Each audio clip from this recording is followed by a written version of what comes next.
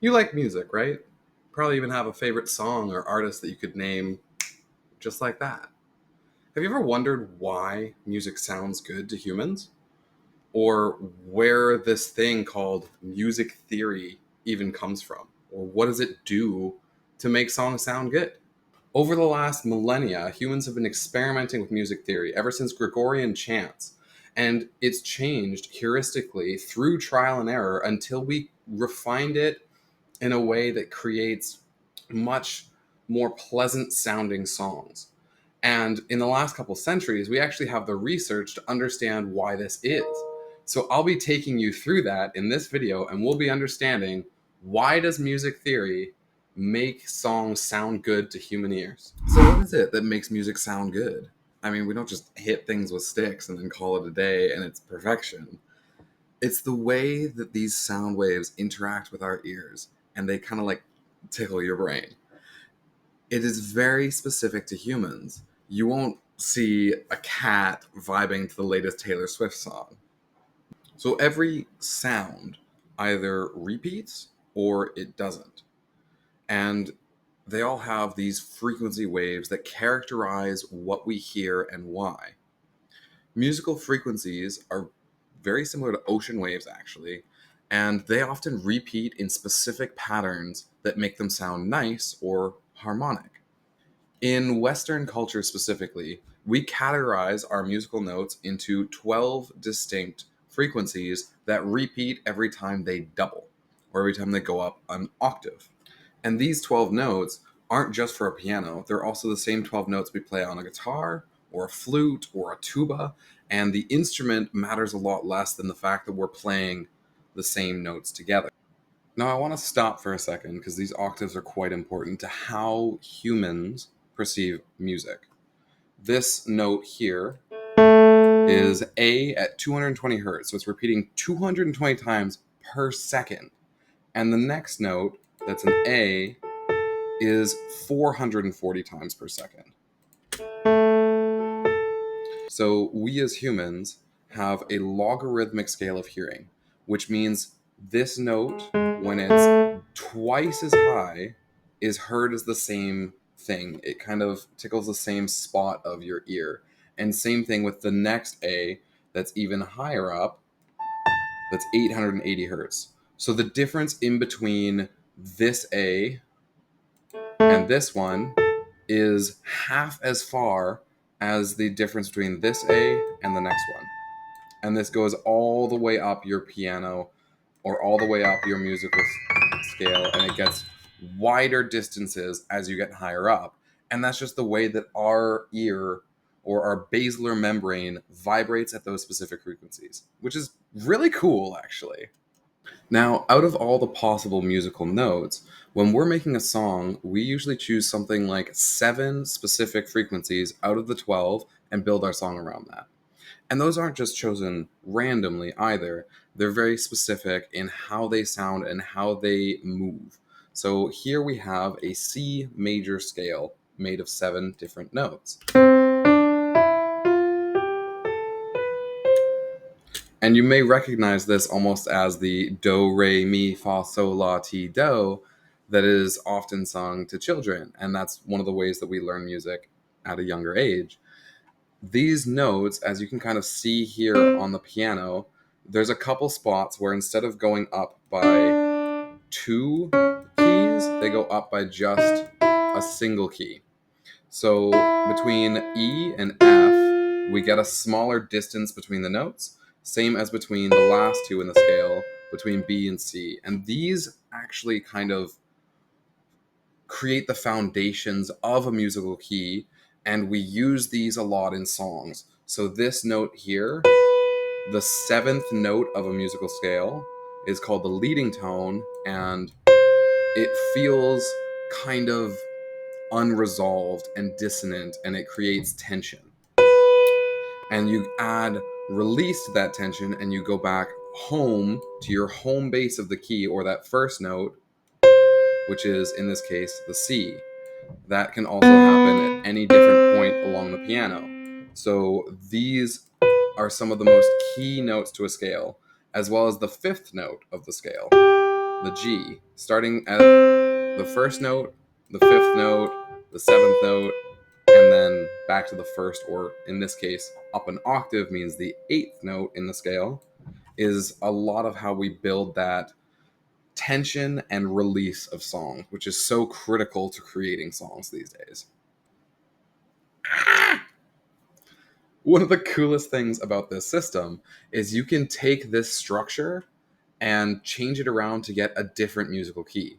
So notice here we've got a very distinct way of moving up the scale. We go up 2 keys, another 2 keys to the E, just 1 key, then another 2 keys, 2 keys, 2 keys, and finally we go up 1 key back to our starting note an octave higher. And we can take this, which is in the key of C, the starting note, and we can start on any different note and still get our same scale. So this is the key of G sharp, or let's change into something a little bit more natural like the key of G. So this is using a lot of different notes, or at least the structure of these notes changes the way we feel. So instead of that dissonance or that tension on the B then resolving at the C like we had before, now our tension, even though we still have the B and C in this scale, is on the F sharp and then the G. That's where the tension in this scale is because our home note starts on the G. It's really cool stuff. We can also take this and change it to any scale we want, and we get a lot of different sharps or flats. And all a sharp or flat means is instead of having this white key, which is the letter key, we have a sharp if it's the black key above it, or we have what's called a flat if we have the black key below that key. And cool enough, this C sharp can also be called a D flat. So it's basically just like the way that you make the scale, you usually use the same letter, so you don't have both a C and a C sharp in your scale. Instead, you would have a C and then a D flat. But the way this is written is just computer generated. So that's a cool thing and more or less irrelevant for actually making the key. So far, we've just been talking about one specific type of scale, or a major scale. Major often means happy. It's your like upbeat, your go-getter type songs. But you also have many different scales to choose from, including minor scales, which are often more solemn and sad. Now, this isn't a hard and fast rule. You can have sad songs in a major scale and happy songs in a minor scale by any means, but let's take a look at a different scale here, which is the C minor harmonic scale. So you can tell there's a lot of differences in the notes. And a lot of music software or digital audio workstations like Reaper, which I'm currently using, can help you if you have no idea where to start or what scale you want to use. They can automate your notes so you can only use notes in that scale. So right down here, I've got a key snap on, and I can choose my starting note or wherever I'm in, and I can choose the type of scale. So we can do a major scale, in which case it would change it for us, or we could do and I was in harmonic minor, or we can do things like natural minor. So here we have C going up to a D, then we have one note up instead of two to an E flat, then we have two notes up, one note up, three notes up, and then one note up. And that's what gives you this harmonic minor. And I especially love the tension in these last three notes. That extra jump adds a lot. And we still, in this specific version of the scale, we still have the B and C one note difference, creating a lot of that tension. Cool stuff. And you can try changing your scales as much as you want. There's even 5-note scales, like the pentatonic scale. And I highly recommend trying out some of these different ones and seeing what feels best for you for the song you want to write. Now, as you may have guessed, music isn't just about playing one note at a time, it's about the combinations of these notes. So you can have either 2 notes together, 3 notes together, 4 notes together, any number of notes you can put together at once.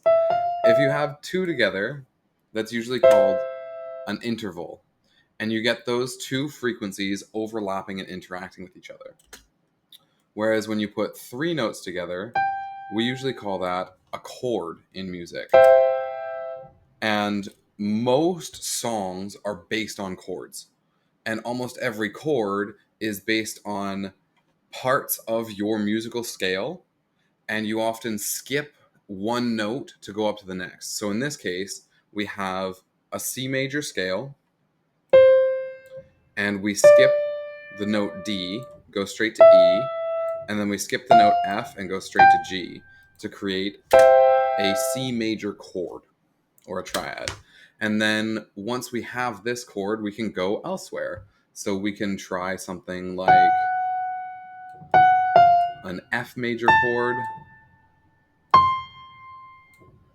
and we can go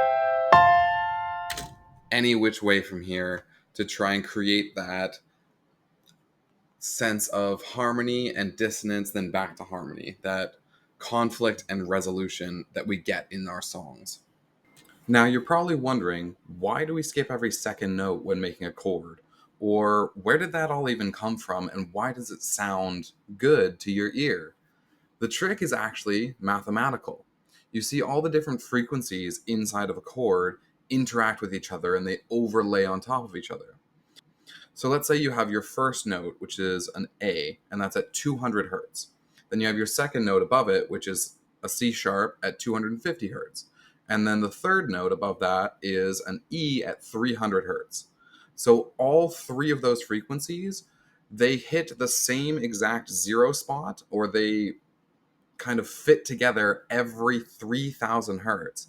And they're all repeating so fast that you would never know this naturally, but they come together to create their own unique waveform, their own unique sound. And it's so cool that it's all like secret math. Now let's take a look at this with some generated waveforms. So here I've got some MIDI notes, which are C, E, and G. Then I've rendered them, and we can zoom in here and see their waveforms coming together. And they die out as they go down naturally. But if we really zoom into this, you can see a couple cool things. One, all of these are discrete points. Because we're dealing with computers, we don't actually have everything being continuous. Like an ocean wave, you can sample every specific point up to like infinite in between one point and another. But when we're using a computer, we don't have that ability. So all music that you hear is actually like chunks of nothing in between chunks of something, but it's so fast that you cannot tell the difference. So in here we see all the individual sample points, but also this is the C note, the E note, and the G note rendered out, and they have their own unique waveforms. The reason there's 2 is because this is a stereo image, so it has a left and a right channel. And a lot of music uses stereo, otherwise we just hear the same thing in each ear, and that's kind of boring. So as we play it, it goes through and it does its thing, and they also repeat every so often. You can really see in here how much they're the same.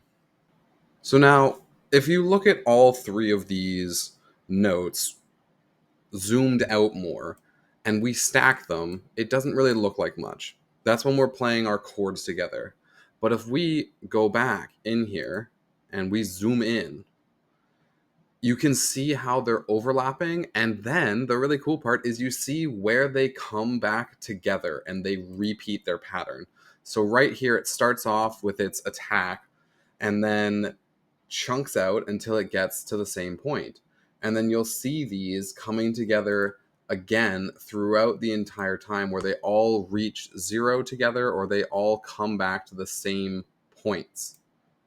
And it's so cool how these overlapping things create these beautiful sounds when they're mixed together, because they repeat at the same amount of time as they go on. So now it's time for you to meet my boss. This is Fiernan. He needs food, and I'm trying to do this music production thing full time now. So it would really help me out if you would hit that like and subscribe button. This is coming from him, so look into his eyes and tell me you're not going to like and subscribe. Thanks. And if you like this video, I'm going to be making plenty more over the months to come. I want to teach you everything you need to know about songwriting. So make sure to follow.